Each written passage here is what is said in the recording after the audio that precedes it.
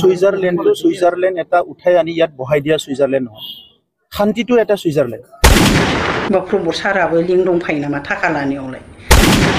আপোনালোকে আজি তাৰিখত এটা কথাটো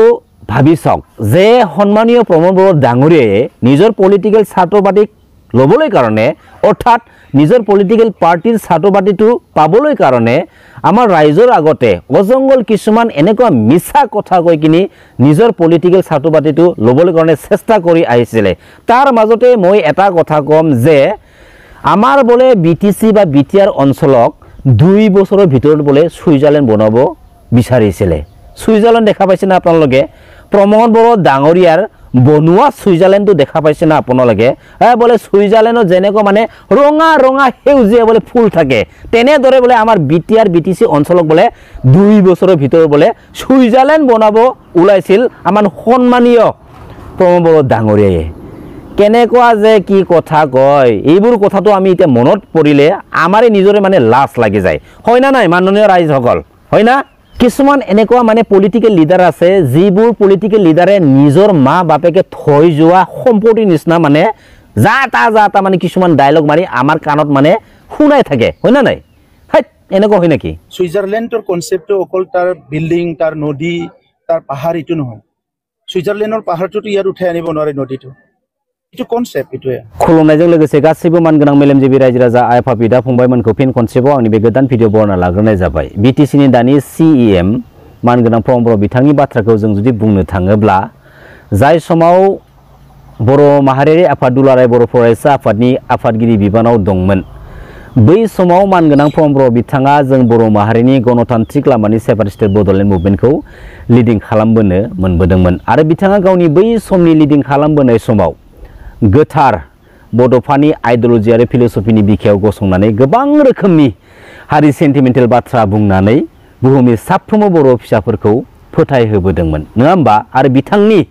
गेदेर गेदेर हारि सेन्टिमेन्टेल बाथ्राफोरखौ खोनानानै बुहुमनि साफ्रोमबो बर' फिसाफ्रा फोथायनानै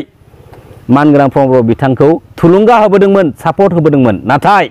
बुहुमनि साफ्रोमबो बर' फिसाफोरनि थुलुंगा मोननायखौ सापर्ट मोननायखौ मानगोनां प्रमोद बड़ो बिथाङा आन्दोयै गावनि माखासे पार्सनेल बेनिफिट्सनि थाखाय बाहायबोबाय थाखादोंमोन नाथाय बुहुमनि साफ्रोमबो बर' रायजो राजा आइ आफा बिदा फंबायमोना जेबो उदिस मोनाखैमोन नाथाय जों माला उदिस मोनखो बे थांनाय 2027 जानुवारि जा बिटिआर एग्रिमेन्ट जाय बिटिआर एग्रिमेन्टनि गेजेरजों बर' हारिखौ रैखा खालामनो थांखियै गावबा गावनि बेसेन गोसा जिउखौ बर' हारिनि बिखायाव दान होनानै आखायाव आइजें लानानै हाग्रा फारसे हाग्रा बंग्रा उन्दुबायनानै सेन्ट्रेल गभर्नमेन्ट स्टेट गभर्नमेन्टजों दावहा नांहैदोंमोन मानाव गेदेर एनडिबि ब्रादार्समोना दिनै जाय मानाव गेदेर एनडिबि ब्रादार्समोनखौ लानानै एनडिबि ब्रादार्समोननि ए टु जेड प्रब्लेम इसुफोरखौ सुस्रांनो थांखियै बे बिटिआर एग्रिमेन्टखौ खालामनाय जादोंमोन बे बिटिआर एग्रिमेन्टनि गेजेरजोंनो मानाव गेदेर एनडिबि ब्रादार्समोनखौ दिनै थगायनाय गोथां सावगारिखौ जों दिनै नुनो मोनदों जाय बिटिआर एग्रिमेन्टनि गेजेरजोंबो मानाव गेदेर एनडिबि ब्रादार्समोननि मुङाव नांनानै थानाय केसफोरा उइड्रल जादिया दिनैनि बे समसिमहालागैबो मानाव गेदेर एनडिबि ब्रादार्समोना गावसोरनि मुङाव नांनानै थानाय केसफोरखौ कर्टआव खारथिंबायनानै दिनै समफोरखौ बाबेन होनांगौ मोनसे अबस्थायाव दङ दिनै गावबा गावनि केसखौ दिनै उइड्रल खालामनो थाखाय दिनै हा फानदों दाउ बोरमा अमा मोसौ फाननानै दिनै गावबा गावनि केसखौ दिनै नांथाबना नाजागासिनो दङ आरो बयनिख्रुइबो दुखु गोनांसिन बाथ्राया जाहैबाय मा एनडिबिनि फाउन्डार मानाव गेदेर रन्जन दैमारि साराबो दिनैसिमबो जोबथेसालियाव थानांगौ मोनसे अबस्थायाव दङ नाथाय मानगोनां प्रमोद बड़ो बिथाङा बिटिआर एग्रिमेन्ट जाखांनायनि अखानायैहाय मा डायलग मारिदों नै बिटिआर एग्रिमेन्टनि गेजेरजों मानाव गेदेर रन्जन दैमारि साराबो उदां अख्राङाव फैबायनो एसेबां थगायै दिनै गावनि क्रेडिटखौ मोनसे मोननानैबाबो दिनैसिमबो थगायनाय जा मोनसे सबब जा मोनसे हुदा दिनैसिमबो गारनो रोंलिया दिनै मानगोनां प्रमोद बड़ो बिथाङा पलिटिकल प्लेटफर्माव फैदों बेवहाय जोंहा बाजानाय गैया दिनै सोरबा सासे पलिटिकल लिडारा पलिटिकली गोबां रोखोमनि माने थगायनाय डायलगखौ मारियो बेखौबो जोङो सिरियास लाया नाथाय मानगोनां प्रमोद बड़ो बिथांनि बायदि पलिटिकल प्लेटफर्मावबो बर'नि रावबो सासेबो लिडारा बेफोरबायदि अजंगल जाथावथारै थगायनाय बाथ्राखौ बुंबोनानै फोसावनाय जों नुबोफेराखै। जेराव बिटिआर एग्रिमेन्टनि एमअएसनि दफाफोरा 6 दाननि गेजेराव अर्थात थिनानै दोननाय समनि गेजेराव जुदि मावफुंजायाब्ला आसाम स्टेटनि सोरबा केबिनेट मिनिस्टारनि न'नि लांगोनायाव थांनानै सुइसाइड जाहैनानै थैनायनि बाथ्राखौ मानगोनां प्रमद बर' बिथाङा बुंदोंमोन। नाथाय दिनै जों मा नुनो मोनदों, 57थि दुलाराय बर' फरायसा आफादनि बोसोरसालिया जथुमाया जेब्ला दतमायाव जादोंमोन, बै दतमायाव जानाय समाव भारत हादरनि नखर मन्त्रि मानगोनां अमित शाह बिथांखौबो आलासि महरै लिंनानै लाबोनाय जादोंमोन। आरो बै समाव मानगोनां अमित शाह बिथाङा बुंदोंमोन जे बिटिआर एग्रिमेन्टनि एमअएसफोरा 82% मावफुंजाबाय। दा दिनै 82% बिटिआरनि माबे दफाफोरा मावफुंजाखो बेखौबो दिनै मानगोनां प्रमद बर' बिथांमोना जों रायजो राजानि सिगाङाव फोरमान होनो हादिया। आरो फैयै फैयै जेब्ला मानगोनां प्रमद बर' बिथांमोना दिल्लीयाव बड'लेण्ड महोत्सबखौ गाजा गोमजायै खुंफुंनो लाहार फाहार खालामबाय आरो बै बड'लेण्ड महोत्सबावबो भारत हादरनि नखर मन्त्रि मानगोनां अमित शाह बिथांखौ गाहाय आलासि महरै लेंहरलायबाय आरो बेवहायबो मानगोनां अमित शाह बिथाङा बुंलांबाय जे बिटिआरनि एमअएसनि दफाफोरा 96% मावफुंजाबाय। अब्ला दिनै 4%ल' मावफुंनो गोनां दंसै। दा दिनै A to Z जिथु 96% बिटिआरनि एमअएसनि दफाफोरा जुदि मावफुंजाबायब्ला दिनैनि समावथ' मानगोनां प्रमद बर' बिथाङा जों बर' माहारिनि रायजो राजा आइ आफा बिदा फंबायमोननि सिगाङाव आसि थुनाय फोरमायनानै होनो हानांगौमोन जे नै मानगोनां रायजो राजा नोंथांमोन, बिटिआर एग्रिमेन्टनि एमअएसफोरा 96% मावफुंजाबाय, नै बेफोरो मावफुंजाबाय होननानै आसि थुनाय दिन्थिनानै होनो हानांगौमोन। नाथाय जेबो गैया। दिनै मानगोनां प्रमद बर' बिथांमोना दिल्लीयाव थांलाय फैलाय खालामनानैनो गावसोरनि बिटिसि काउन्सिल गभर्नमेन्ट दैदेननायखौ दिनै ओरैनो मिनिंलेस समफोरखौ बाबेन होलांबाय, नङा होमबा? दिनै मानगोनां प्रमद बर' बिथांमोननि दैदेननाय बिटिसि काउन्सिल गभर्नमेन्टनि समाव गोबां रोखोमनि पलिटिकेलि जों बर' फिसाफोरखौनो हेरेसमेन्ट होनाय माखासे नुथायफोरखौ जों नुनो मोन्दों। दिनै आरोबाव जों मोनसे नुथायखौ जों नुनो मोन्दों। दिनै मानगोनां प्रमद बर' बिथाङा परिबर्तन आरो गोजोन सान्थिनि स्ल'गान मारियै दिनै गावनि पलिटिकेल केरियारजों लोगोसे गावनि पलिटिकेल पार्टिखौ गोख्रों खालामनो नाजाबोबाय थादों। दिनै मानगोनां प्रमद बर' बिथाङा थारैनो परिबर्तन खालामनो हामारदोंमोनब्ला, थारैनो सान्थि आरो गोजोनखौ गायसननो हामारदोंमोनब्ला दिनै जों माबोरैथो नुनो मोनलायखो? गावनो दैदेननाय इउपिपिएल पार्टिनि माखासे वर्कार्सफोरा साधारन माखासे गावजों गावनि इस्युफोरखौ लानानै न'आव थांनानै सोरखौबा दोखो बुना फैनाय, सोरखौबा धमकी होनाय आरो बेल' नङा, गावजोंबो जायो आरो गुबुनखौबो दिनै गोबां रोखोमनि पलिटिकेलि प्रेसार होनो नाजानाय माखासे नुथायफोरखौ जोङो नुनो मोन्दोंमोन। दिनै जोंनि बे बिटिसि काउन्सिल पलिटिकेल सिस्टेमा ओरैनो मोननाय पलिटिकेल सिस्टेम नङा दै मानगोनां रायजो राजा नोंथांमोन। आरो बे पलिटिकेल सिस्टेमखौ थांनाय 2010 फेब्रुवारि मानाव गेदेर बिएलटि ब्रादार्समोनखौ लानानै बानायनाय जा बिटिसि एकर्ड, बे बिटिसि एकर्डखौ 6 सिडुलनि 6थि फारिलाइनि मान मर्यादा होनानै एकर्ड एग्रिमेन्ट खालामनानै लाना फैनाय जादोंमोन। आरो बे बिटिसि एकर्डनि गेजेरजोंनो बिटिएडि एरियाखौ लानानै थिनानै दोननाय माखासे बाउन्डारिफोरखौ लानानै पलिटिकेलि रुलिं खालामजेननो हानाय माखासे मोनथायफोरखौबो रोखा लिरनानै लाना फैनाय जादोंमोन। जायनि थाखाय मानाव गेदेर हाग्रामा महिलारि सारा 17 इयार्स जोंनि बे बिटिसि काउन्सिल गभर्नमेन्टखौ दिनै आरामसे पलिटिकेल पावारखौ गावनि आखायाव लानानै दिनै इउज खालामबोदों। दिनै मानाव गेदेर हाग्रामा महिलारि सारनि पलिटिकेलि रुलिंनि समाव जोंनि बे बिटिसि काउन्सिल पलिटिकेल सिस्टेमाव गुबुन हारिनि जों बर' हारिनि सुथुर एन्टि ट्राइबेल माखासे लिडार्सफ्रा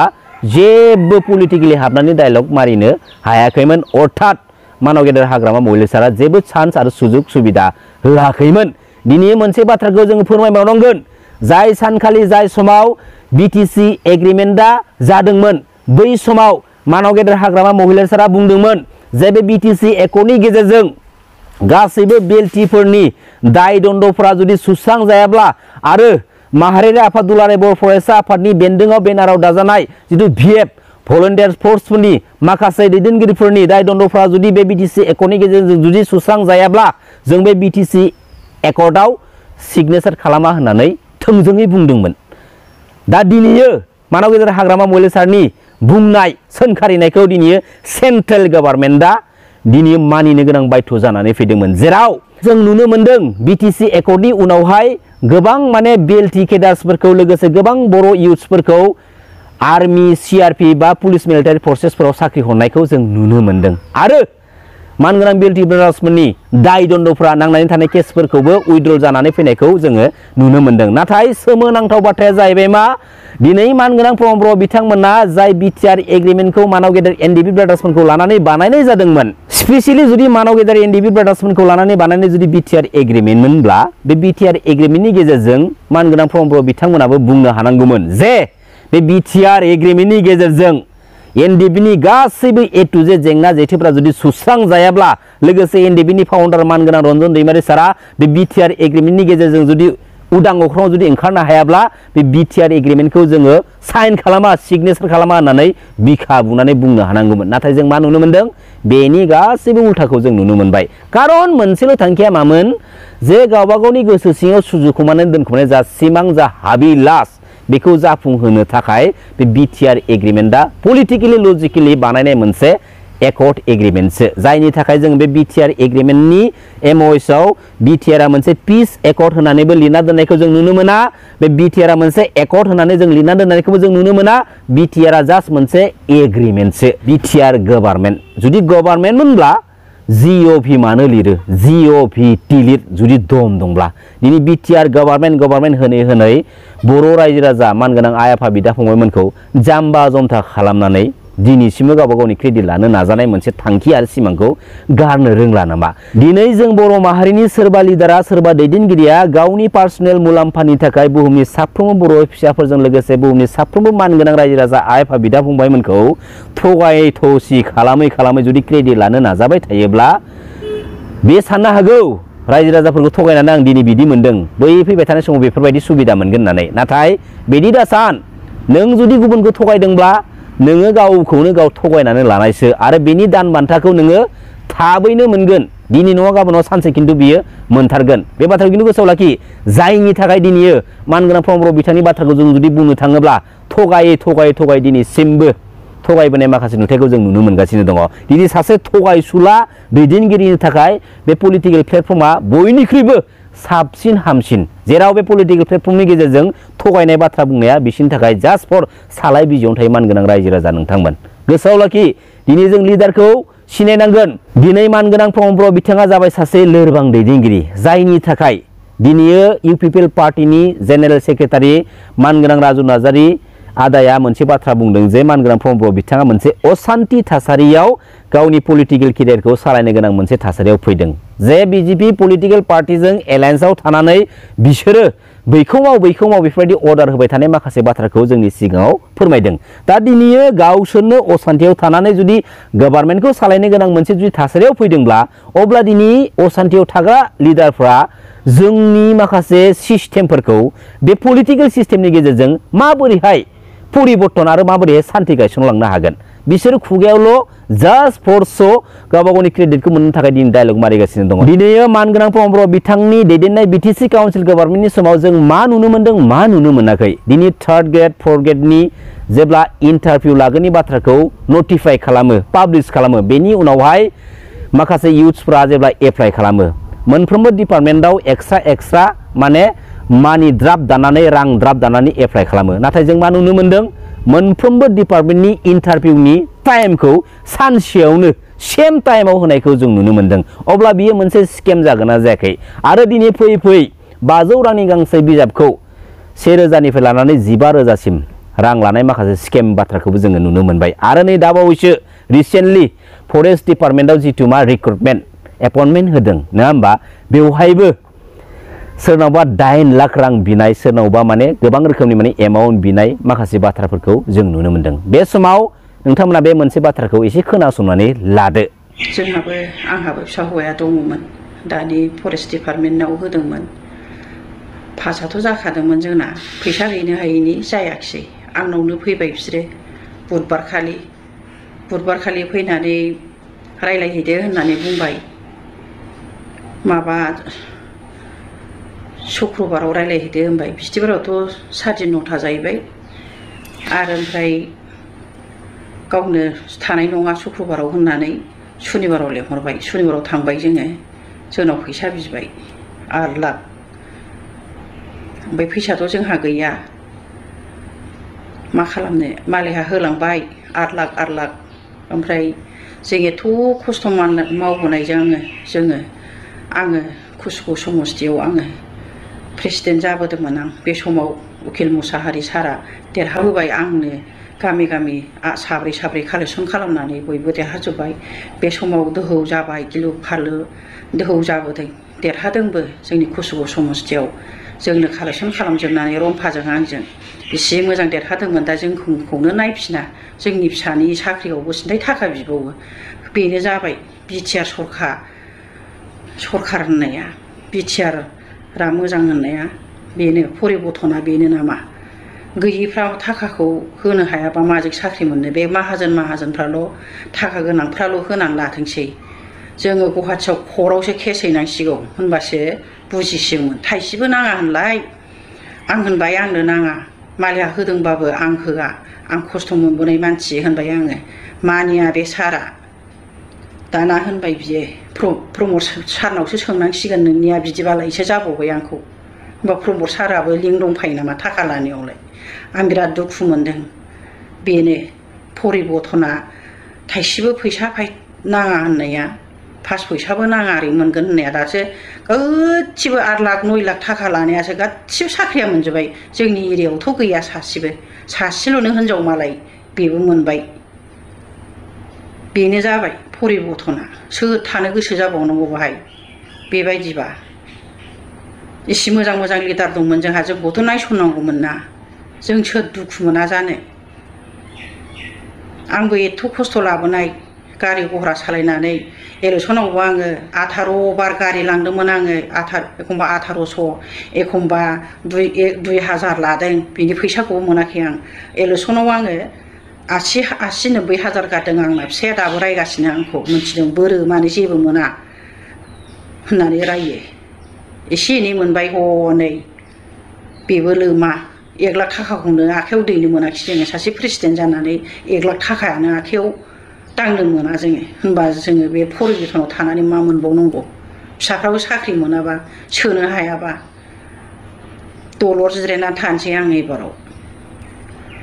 जोंनाव बेबायदि थाखा बिनो नाङामोन 8 लाख आयौ थाखा होबासो मोनो 8 लाखआ आयौ बिदि जायो सोलायजोबदो रायजो राजाफोर गासिबो जोंनो रागा जोंनो ओंखारबाय दा नै आंहाथ' अमेनडे खालामबाय